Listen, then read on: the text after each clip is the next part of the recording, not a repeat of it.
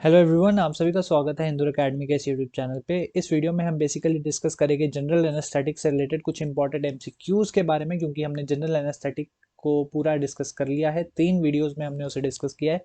आप जाके हमारे चैनल पे चेकआउट कर सकते हो। इस वीडियो में हम एमसीक्यूज डिस्कस करेंगे और थोड़ा सा पॉइंट ऑफ व्यू भी पता लग जाएगा कि एग्जाम में किस तरीके से क्वेश्चन आते हैं। फर्स्ट क्वेश्चन आपके पास है, एब्डोमेन मसल पैरालिसिस कौन से प्लेन में शो होती है? ये क्वेश्चन है स्टेजेस ऑफ एनेस्थीसिया से। एनेस्थीसिया की 4 बेसिक स्टेजेस होती है, जिसमें से कि स्टेज नंबर 3 से क्वेश्चन है। स्टेज नंबर 3 होता है सर्जिकल एनेस्थीसिया या सर्जिकल एनेस्थीसिया प्रोसेस। अगर हम बात करें चारों स्टेजेस की, तो सबसे पहला स्टेज होता है स्टेज ऑफ एनेस्थीसिया, दूसरा स्टेज होता है स्टेज ऑफ डेलिरिबिन, थर्ड स्टेज होता है सर्जिकल एनेस्थीसिया स्टेज और फोर्थ स्टेज होता है मेडुलरी पैरालिसिस का स्टेज।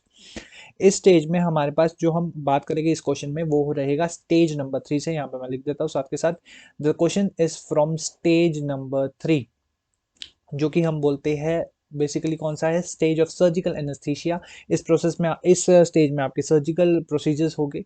उसमें 4 प्लेन्स आ जाते हैं, plane 1, plane 2, plane 3 and plane 4। Plane 1 में आपसे बताया गया है कि रिवॉल्विंग आई बॉल मूवमेंट्स आपको देखने को मिलेगी। प्लेन 2 में हमें बताया गया है कि हमारे पास जो फेरेंजियल मसल्स है उनका जो कंट्रोल है वो खो जाएगा। थर्ड में हमारे पास प्यूपिल डायलेशन होती है और फोर्थ में हमारे पास एब्डोमेन मसल पैरालिसिस हो जाती है। तो क्वेश्चन नंबर 1 का करेक्ट आंसर है option D, that is stage of basically stage of sorry plane number 4।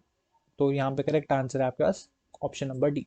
Second question पे आते हैं, in the following statements identify the following is the incorrect statement regarding the general anaesthetic. General anaesthetic के regarding correct statement, anaesthetic general anaesthetic produced irreversible loss. देखिए, reversible loss होता है anaesthesia का, हमारे पास irreversible loss होता है।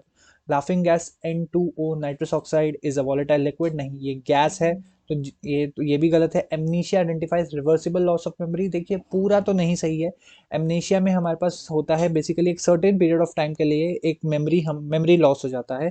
But ये question, ये पॉइंट कई हद तक ठीक है। General anaesthetic have a particular action of the organ, बिल्कुल भी नहीं। जनरल एनेस्थेटिक्स का जो एक्शन रहेगा वो ब्रेन पे रहेगा। Reticular formation in the cerebral cortex of your brain, वहां पे बेसिक एक्शन आपको देखने को मिलेगा। तो यहाँ पे आपके पास ऑप्शन नंबर डी भी गलत है। तो करेक्ट स्टेटमेंट हमारे पास है एमनीशिया। एमनीशिया मतलब कि एक पर्टिकुलर टाइम के लिए मेमोरी लॉस हो जाना। ठीक है, तो क्वेश्चन नंबर थर्ड पे आते हैं।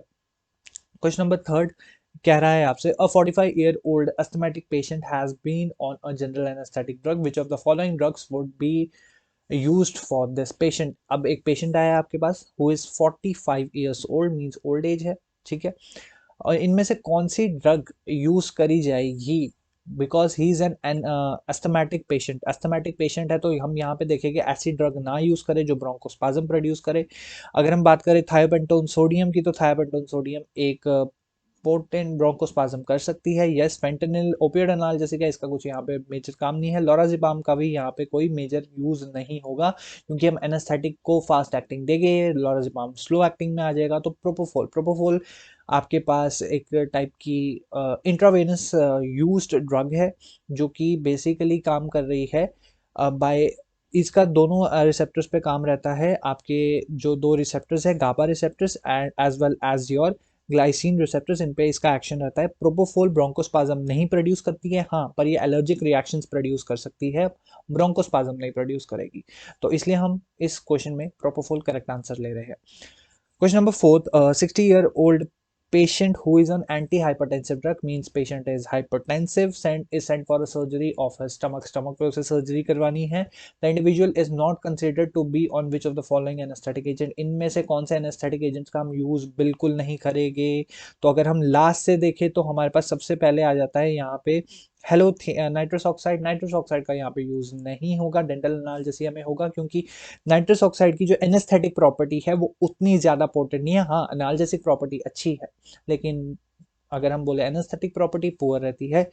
प्रोपोफोल, कीटामिन और हेलोथेन। अब यहाँ पे बोला गया है हाइपरटेंशन, अब यहाँ पे बोला है हाइपरटेंशन, तो कीटामिन तो बिल्कुल भी नहीं होगा। प्रोपोफोल, हेलोथेन दोनों यूज होती है, लेकिन इनमें से भी जो प्रेफर्ड आपके पास रहेगी वो रहेगी हेलोथेन प्रोफोविन, दोनों प्रेफरेबल रहेगी। नाइट्रस ऑक्साइड का यूज नहीं होगा। ओह सॉरी, यहाँ पे मैंने देखा नहीं, नॉट कंसिडर्ड, नॉट बोला है कि कौन सी ड्रग नहीं लेंगे। तो यहाँ पे आपके पास जो ड्रग हम नहीं लेंगे वो रहेगी ketamine. Ketamine is contraindicated, ketamine is contraindicated in case of the CVS disorders. CVS disorder में ये कॉन्ट्रा इंडिकेटेड होती है, और ये डिसोसिएटिव एनेस्थीसिया ड्रग है, एनएमडीए रिसेप्टर पे एक्ट करती है, फिर अपना एक्शन प्रोड्यूस करती है। क्वेश्चन नंबर 5 पे चलते हैं।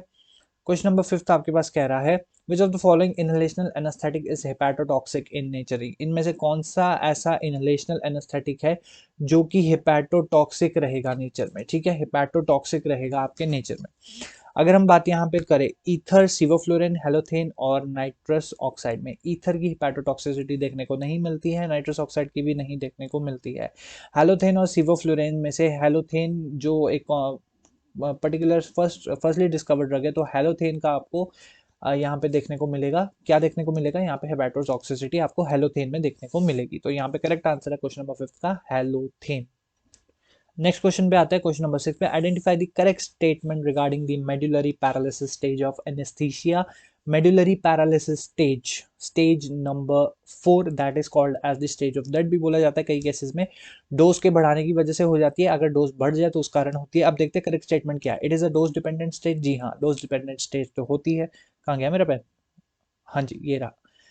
It includes the depression of the medulla oblongata, yes, respiratory center medulla oblongata, yes, वहाँ पे क्योंकि respiration पूरी तरीके से डिप्रेस हो जाएगा तो बिल्कुल सही है यहाँ पे। Stage of medullary paralysis is caused due to decrease in dose, no, it is caused due to increased in the anesthetic dose, तो हाँ जी करेक्ट आंसर है आपके पास both A and B। medullary paralysis stage, sorry medullary paralysis stage में yes हमारे पास अगर बोले तो dose जब बढ़ जाएगा तो उस पॉइंट ऑफ टाइम पे यहाँ पे आपको मेडुलरी पैरालिसिस स्टेज आती है, जहाँ पे आपके पास मेडुला ओब्लोंगेटा पूरी तरीके से डिप्रेस हो जाता है, जो कि मेन सेंटर है आपका रेस्पिरेशन का। रेस्पिरेशन अगर वहाँ पे, और साथ के साथ यहाँ होगी कि फुल मसल पैरालिसिस भी हो जाती है यहाँ पे। तो इस केस, इस स्टेज में हर कोई डरता है, हर कोई प्रैक्टिशनर डरता है कि स्टेज 4 ना आए, बिकॉज ये बहुत ही डिफिकल्ट होता है अगर इस स्टेज में कोई इंडिविजुअल चला जाए और वहां से उसको वापस लेके आना, क्योंकि यहाँ पे मेडुला ऑब्लोंगेटा बहुत ही लॉन्ग ड्यूरेशन के लिए अगर डिप्रेस हो गया तो रेस्पिरेटरी सिस्टम की एक्टिविटी एकदम से डाउन हो जाती है। क्वेश्चन नंबर 7 पे आते हैं।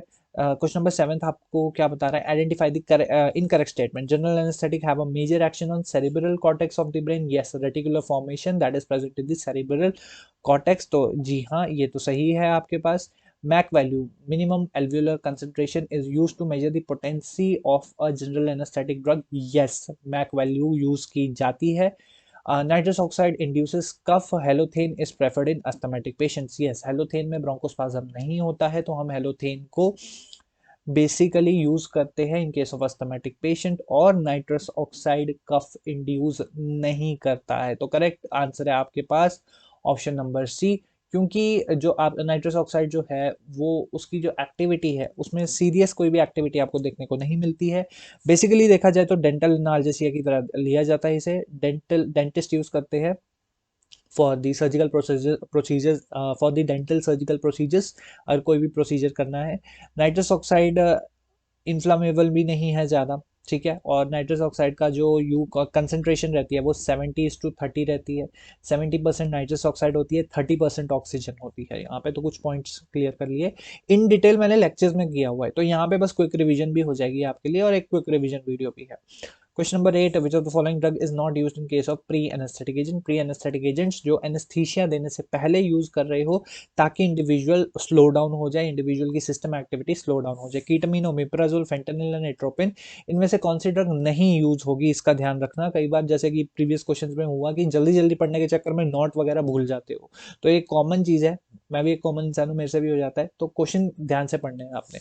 तो यहाँ पे आप पूछा गया है कि कौन सी प्री एनेस्थेटिक एजेंट यहाँ पे नहीं यूज हो रहा है। देखिए ओमेप्राजोल गैस्ट्रिक एसिडिटी को कम करने के लिए यूज की जाएगी, तो ओमेप्राजोल तो यहाँ पे यूज हो रहा है। फेंटेनिल ओपियोइड एनाल्जेसिक है, फेंटेनिल, रेमिफेंटेनिल, इनका भी यूज होता है लेकिन जो पेन को रिलीव करने के लिए, लेकिन मॉर्फिन और पैथेडिन सबसे ज्यादा यूज होती है। लेकिन हाँ इसको प्री एनेस्थेटिक एजेंट ले सकते हैं। एट्रोपिन तो ड्रग ऑफ चॉइस होती है प्री एनेस्थेटिक एजेंट की। एट्रोपिन ग्लाइकोपाइरोलेट एंटीकोलिनर्जिक एक्टिविटी देती है, तो हाँ जी कीटामिन डिसोसिएटिव एनेस्थीसिया है तो इसको हम नहीं यूज करते हैं as a your pre anaesthetic agent. तो option question 8, option A correct answer. Question number 9 पे चलते हैं। Which of the following anaesthetic agents have action on both GABA and glycine, GABA glycine पे किसका एक्शन आपको देखने को मिलता है यहाँ पे। नाइट्रस ऑक्साइड का जो एक्शन रहेगा वो रहेगा ग्लाइसिन रिसेप्टर पे, ठीक है। नाइट्रस ऑक्साइड का जो एक्शन रहता है वो रहता है ग्लाइसिन रिसेप्टर पे। कीटामीन का रहता है एनएमडी और ग्लाइसिन पे, एनएमडीए पे रहता है मेजर जो एक्शन रहता है हैलोथेन और डायजेपाम, डायजेपाम का एक्शन जो किस पे रहता है, सिर्फ और सिर्फ GABA ligand gated ion channel receptor पर, तो सिर्फ गाबा रिसेप्टर पे एक्शन होगा। हैलोथेन ये दोनों एक्शन देती है, ये गाबा पे भी एक्शन देती है और ये एनएमडीए ग्लाइसिन रिसेप्टर्स पर भी प्लस ग्लाइसिन दोनों पे एक्शन देती है, तो करेक्ट आंसर है आपके पास हैलोथेन। नेक्स्ट आ जाते हैं हम anaesthetic drug used to prolong delivery, delivery prolongation के लिए। अब यहाँ पे इनहलेशनल है, डिलीवरी प्रोलॉन्गेशन के लिए इनहलेशनल यूज हो रही है। इनहलेशनल कौन सी है, तो इनहलेशनल में फेंटेनिल तो नहीं आएगी, ईथर नहीं, ईथर नहीं यूज होता है, ईथर हाईली इन्फ्लेमेबल है और टॉक्सिसिटी भी इसकी कई हद तक हो जाती है, तो ईथर नहीं यूज होता। कीटामीन भी डिसोसिएटिव एनेस्थीसिया, तो इसका भी बिल्कुल नहीं यूज होगा, तो मैं इनहेलेशनल ही बोल दिया, तो हेलोथेन का यूज होता है in prolongation of delivery, delivery prolongation के लिए हेलोथेन का यूज किया जाता है। क्वेश्चन नंबर 11 पे आते हैं। क्वेश्चन नंबर 11 है oxygen percentage used in anaesthetic drug. अगर कोई भी आप गैसियस एनेस्थेटिक ड्रग ले रहे हो तो उसमें आप ऑक्सीजन की भी परसेंटेज डालोगे और उसके कारण एक एडवांटेज डिसएडवांटेज ये हो जाता है कि हाइपोक्सिया या हाइपरऑक्सिया जो भी कंडीशन वो प्रोड्यूस कर सकता है, हाइपोक्सिया कंडीशन। तो नाइट्रस ऑक्साइड अगर हम गैस की बात करें तो एक ही हमारे पास गैसियस स्टेट में, तो वो रहती है आपके पास नाइट्रस ऑक्साइड। एक तो मेरा मार्कर बार बार गुम हो जाता है यार, ठीक है। तो नाइट्रस ऑक्साइड कहाँ गया, हाँ, नाइट्रस ऑक्साइड N2O, N2O मैंने प्रीवियस क्वेश्चन में ही बताया 70:30 की रेशियो, 70% टू 30, तो 30% correct answer for the question number 11। Next question पे आते हैं drug of choice for pre anaesthetic agent. Pre anaesthetic agent में ड्रग ऑफ चॉइस कौन सी रहती है, वो रहती है एट्रोपिन। ग्लाइकोपाइरोलेट भी एट्रोपिन का ही पार्ट है, एट्रोपिन से निकल के आई है, एट्रोपिन से बन जाती है ग्लाइकोपाइरोलेट। तो ग्लाइकोपाइरोलेट को कई बच्चे कंफ्यूज हो जाते हैं कि ग्लाइकोपाइरोलेट क्यों नहीं है। ग्लाइकोपाइरोलेट इसलिए नहीं है क्योंकि वो एट्रोपिन से ही बन जाती है, ठीक है, एट्रोपिन से सिंथेसाइज हो सकती है, ठीक है। एट्रोपिन जो है वो एक नेचुरली ऑब्टेन्ड है, धतूरा स्टारमोनियम से हमें ऑब्टेन किया जाता है, ठीक है। तो एट्रोपिन है, डेंट्रोलिन सोडियम तो यहाँ पे बिल्कुल नहीं। मॉर्फिन यूज होता है फॉर दी पेन रिलीफ, तो लेकिन ये ड्रग ऑफ चॉइस नहीं होती है। ग्लाइकोपाइरोलेट भी एंटीकोलिनर्जिक रहती है, तो लेकिन जो ड्रग ऑफ चॉइस मेजर रहेगा वो रहेगा एट्रोपिन। एट्रोपिन क्यों, क्योंकि ये एंटीकोलिनर्जिक एक्टिविटी दे रहा है, एंटीकोलिनर्जिक एक्टिविटी दे रहा है, तो कई सारे एक्शन एक ड्रग में आपको देखने को मिल जाते हैं। क्वेश्चन नंबर 13 पे आ जाते हैं। क्वेश्चन नंबर 13 क्या बोल रहा है आपसे, identify the incorrect statement regarding the inhalational anaesthetic. Inhalational anaesthetic ether has hepatotoxic property, halothane is a potent anesthetic agent, nitrous oxide is used as dental analgesic, nitrous oxide has poor anesthetic property। अब यहाँ पे incorrect बोला है, क्या बोला है, incorrect, तो incorrect में आपके पास नाइट्रस ऑक्साइड पुअर एनेस्थेटिक है, जी हाँ, good analgesic but poor anaesthetic. Nitrous oxide is used as dental analgesic. Yes, it is used. Halothane has a potent anesthetic property. Yes, please, it has a potent anesthetic property। तो correct answer है ether. Ether हेपाटोटॉक्सिक nature का होता है यहाँ पर, ठीक है, और ईथर नॉन इरिटेटेबल भी है, इन्फ्लामेबल नेचर का भी होता है और इसलिए इसके ईथर का कम यूज होता है। क्वेश्चन नंबर 14 पे आता है identify the incorrect statement regarding propofol. Propofol contraindicated in asthmatic patient, has no irritant activity, preferred in surgical procedures, causes fall in BP। Propofol is a type of drug, has similar activities of halothane। अब यहाँ पे मैं correct answer मैं पहले समझा भी देता हूँ। प्रोपोफोल आपकी इंट्रावेनसली यूज ड्रग रहती है, प्रोपोफोल हेलोथेन की तरह ही ड्रग है एक तरीके से, तो यस हेलोथेन की तरह ड्रग है, करेक्ट स्टेटमेंट है। सर्जिकल प्रोसीजर्स, हाँ जी, जहाँ पे ऐसे सर्जिकल प्रोसीजर जहाँ पे बीपी फॉल, ब्लड लॉस के कारण बीपी में सडन फॉल हो रहा है, तो वहाँ पे हम प्रोपोफोल का यूज करते हैं। इरिटेंट एक्टिविटी देती है ये, तो ये करेक्ट आंसर है आपके पास। करेक्ट इनकरेक्ट स्टेटमेंट यही है। Asthmatic patient contraindicated in asthmatic patients, नहीं जी, ये भी यहाँ पे अगर हम बोले कॉन्ट्राइंडिकेशन इन अस्थमेटिक पेशेंट, देखिए अस्थमा के केस में आप प्रोपोफोल का यूज कर सकते हो क्योंकि ये यहाँ पे आपका ब्रोंकोस्पाज्म प्रोड्यूस नहीं करती है, ब्रोंकोस्पाज्म प्रोड्यूस नहीं करती है। देखिए दो इंपॉर्टेंट पॉइंट है, कीटामीन का यूज नहीं करना है सीवीएस वाले में, प्रोपोफोल का यूज करना है ब्रोंको अस्थमेटिक पेशेंट में, बस। हेलोथेन भी यूज हो जाती है, दोनों यूज हो जाती है, पोटेंट ज्यादा हेलोथेन रहती है, तो यहाँ पे दो इनकरेक्ट स्टेटमेंट्स है, तो ऑप्शन ए और ऑप्शन बी है आपके पास यहाँ पे। Irritant activity has no irritant activity नहीं, ये कुछ सिक्रीशंस करवाती है जिसके कारण एलर्जिक रिएक्शंस या फिर हाइपरसेंसिटिविटी रिएक्शंस कई हद तक देखने को मिल जाते हैं। क्वेश्चन नंबर अब आ जाते हैं 15, जो लास्ट क्वेश्चन है इस वीडियो का। Identify the correct statement regarding the local and general anaesthetic. देखिए लोकल और जनरल में क्या फर्क है। अगर मान लो मेरे को इस हाथ पे मेरे को कुछ सर्जरी करवानी है, तो मैं ज़रूरी थोड़ा है कि अपना पूरा ब्रेन डिसेंसिटाइज कराऊंगा, पूरी बॉडी डिसेंसिटाइज कराऊंगा, उसमें ज़्यादा रिस्क है ना उसमें ज़्यादा। लेकिन मैं लोकल कर लूंगा। लोकल में सिर्फ मेरा ये हाथ सुन्न हो जाएगा, इसमें अगर आप इसको मारो पीटो, इस पे पिंच करो, तो I will not feel anything. So basically वही रहता है, लोकल और जनरल में यही फर्क है। लोकल में क्या फर्क है, लोकल सिर्फ लोकलाइज्ड एरिया पे काम करता है, जनरल ब्रेन पे काम करके पूरी बॉडी को डिसेंसिटाइज करता है। लोकल का यूज क्यों करते हो, अगर मान लो एक पर्टिकुलर एरिया की सर्जरी करवानी है, या तो आपका कुछ सीवियर कुछ सर्जरी नहीं है। जनरल यूज कब होता है, अगर मान लो मेरे को यहाँ लोकल एरिया में करवानी है, लेकिन मैं मैनिया हूँ, मैं पागल इंसान हूँ, फॉर एग्जाम्पल मैं पागल इंसान हूँ, फिर मैं सर्जरी करने नहीं दूंगा, चाहे तो आप मेरे को लोकल एनेस्थेटिक दे दो, तो उस केस में मैं जनरल एनेस्थेटिक लूंगा। लोकल एनेस्थेटिक नेक्स्ट लेक्चर्स रहेगी तो उसमें देख लेना। So general anaesthetic act on localised area where, ये तो बिल्कुल ही गलत है, ठीक है, तो ये तो गलत है। General anaesthetic act on brain whereas local anaesthetic act on localised area. Yes it is true, general anaesthetic have higher areas. Yes, local anaesthetic का एडीआर रेशो कम रहता है, ब्रेन पे एक्शन कम है, तो यहाँ पे रिस्क भी कम रहता है। और लोकल में ये फ़र्क है कि लोकल में आपके पास ब्रेन पे एक्शन नहीं हो रहा, लोकलाइज्ड एरिया पे ही एक्शन हो रहा है। तो both B and C correct answer है। So thank you so much for watching. अगर अच्छी लगी वीडियो तो शेयर कर लेना और थोड़ा पढ़ लो, भला हो जाएगा। Thank you so much for watching, till then keep learning, keep enjoy.